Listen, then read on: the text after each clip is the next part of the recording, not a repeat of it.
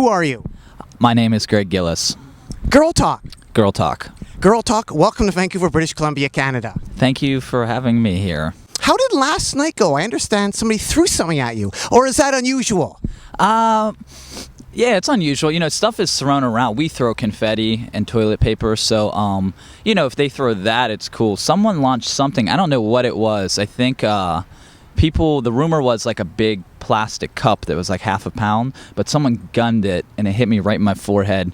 And it was an amazing shot wherever it came from. It's like, it was smack dab in the middle of my head. And then blood started kind of coming down over my face. So that was, I've bled during shows, but never like that. So that was kind of my, more hardcore sort of moment. Vancouver brought it out of me. How do you convince the crowd that it's not part of the act?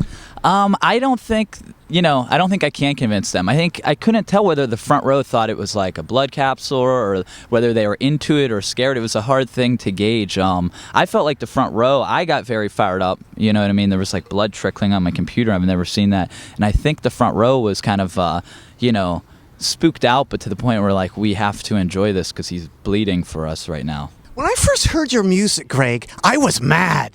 Oh, why was that? I walked into Red Cat Records in Vancouver, British Columbia, Canada, and I was hearing your disc being played by the record store employee. Does that happen often? A little bit. Sometimes I've been in a store where I've heard it. It was Dave Cowens from Red Cat Records. So I walked in there. I'm like, what the hell? How does he get away with this? Negative Land got jacked for doing this. How does Greg get away with this? Not fair. I know. I mean, I feel bad. I love Negative Land, and they set the groundwork. I feel like if it wasn't for people like Negative Land getting jacked, then, How jacked did they get? Can you tell the people about Bono and Negative Land? Like, they really got jacked. They took some bullets for you, didn't they, Greg? I mean, the thing is they fought it. They took it to court, and, as far as I know, they lost a lot of money trying to battle it. And, in that sort of battle, if it's U2 versus Negative Land, obviously one side is going to have a little bit more financial backing, and that's kind of the way the legal system works sometimes. So, they did their thing, and they're still alive and doing well, and they've made an impact on culture. So they got jacked financially, but in the broad scheme of things, and people like me, they're legends. So, maybe it was worth it. But some Canadians have been mean to you, haven't they, Greg? Which ones? Well, aside from the blood last night. Yeah, I mean, that wasn't mean, though. That was just, enthusiastic in an alternative sort of way. The Guess Who? They have not been mean. I've met... Because there was a quote, and I say quote, that they were going to chase you down, unquote, for you sampling them. Right. I have to say I met in a show maybe in Edmonton, maybe in Calgary. I can't remember. A couple years back, I met one of the members' daughter. It was Bachman's daughter, Tal Bachman was her brother, who does that She's So Fine song from the 90s. And I met her, and she said she had discussed it with her father before. And it wasn't like, I'm going to want to go on record. I can't quote what he said, but she was a fan. She came out to the show, and, I don't know how that discussion went. But I think, sometimes when people, because the Guests Who have traditionally not licensed out a lot of samples, so, when they're put in front of a microphone or a camera and said, what are you going to do about this? I feel like it's a knee-jerk reaction. Not saying that they're right or wrong.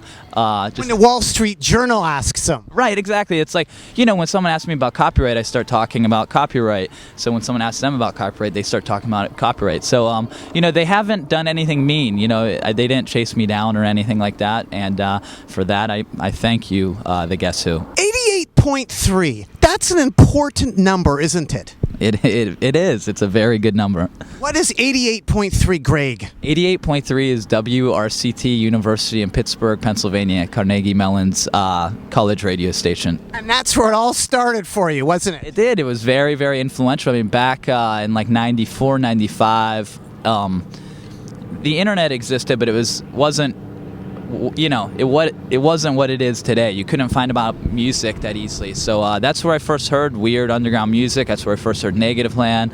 That's where I first discovered where you could go see a concert in Pittsburgh that wasn't a big sort of ordeal, more underground sort of culture. So that, that whole summer when I was going into maybe 9th grade or so, that just changed my world and, impacted everything else for the rest of my life.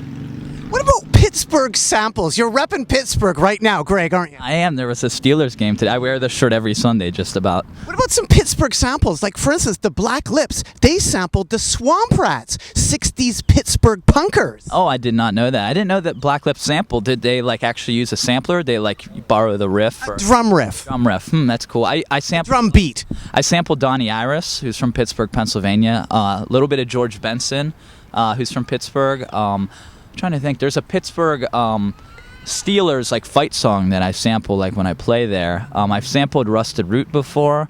How about the Jaggers? They call. Yeah, the rapper, absolutely. I don't know how far that, because that song's big in Pittsburgh. You hear it all the time, and it was a top 40 song. But I don't know how much it gets played in Vancouver necessarily. But I did sample the drums from the Jaggers, and Jagger is a very popular slang term in Pittsburgh, Pennsylvania. It's like for a jagger bush is like a thorn bush, and if you get poked, you can say you got jagged. I got jagged in the head last night, and like jerk off is the same thing as jag off, and that kind of goes a lot of places. But jag is like a big word where I come from. How about people jumping up on stage and then going backstage because they're on stage and then taking your beer? That has happened too. Off the top of my head, the one I remember the most was Bloomington, Indiana. People jumped on stage, and this girl gave me like a little thing of alcohol, like something you would get on an airplane. And that's one shot. You don't sip on that. And I drank it. Like, I drank the whole thing because that's what you do with those. And she got really offended that I drank the entire thing. And it was kind of like right in the middle of the show, and I was just like, look, if you're really that offended, my backstage is right there. Just go grab a drink. There's like a bottle of alcohol sitting on the table. And she went back there, and there was a full bottle of Jack Daniels. And when I came after the show, that was a show that was ended prematurely. And when I walked off stage, they actually refused to pay me that night for whatever reason, because like it got out of control. And half of the bottle was drank, and there was actually vomit all over my bag, like my clothing. She drank like half a bottle of Jack Daniels and puked all over my stuff. And then circa like 30 minutes later, we actually shared a cab together to go to a party. And I mean, I thought it was horrible that she puked on my stuff, but simultaneously, like, she had enough courage to just face me and ride with me in a cab, so I kind of couldn't hate on that. So we took the cab together to this event. Have there ever been more people on stage than there were in the audience? Yes, I played a show for Hugh Hefner's son's birthday party, Marston Hefner, who turned 18 last year, with Dan Deacon in LA at the Echoplex, and there was like 50 people there, and it's in a venue that it was a private party. It was just 50 of his best friends, and it was in a venue that could fit about like 700-800 people. And Dan Deacon, like he always does, played on the ground, and people kind of gathered around him, and I got on stage, and they had seen shows of mine, and everyone got on stage, except for maybe I think my booking agent was there, and he was watching from the crowd. But literally 99% of the crowd was just on stage with me, and like we weren't even really using the PA system in the house. We were just like using the monitors, and that was like the show. Have people ever got mad that perhaps they can't see you and want their money back?